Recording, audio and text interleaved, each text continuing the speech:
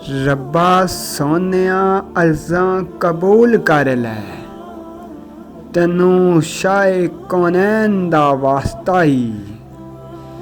जिन्ने चुम्मे हज़ूर दे पाक तलवे, उसे नूरी नालैन दा वास्ता ही।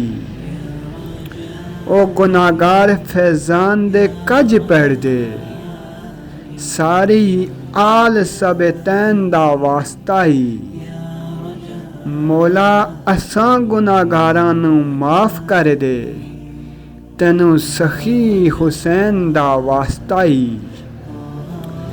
कमली वालिया रहमत दी हैर पावी, तैनू तेरी गली दा वास्ता ही।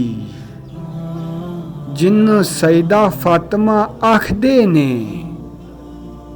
उसे नूर दी कली दा वास्ता ही। गुनाहगार फैज़ान दी लाज रख लई, उस पाक जे वली दा वास्ता ही। लिख लै अपने गुलामां विच नाम साडा, तैनू सोनिया अली दा वास्ता ही।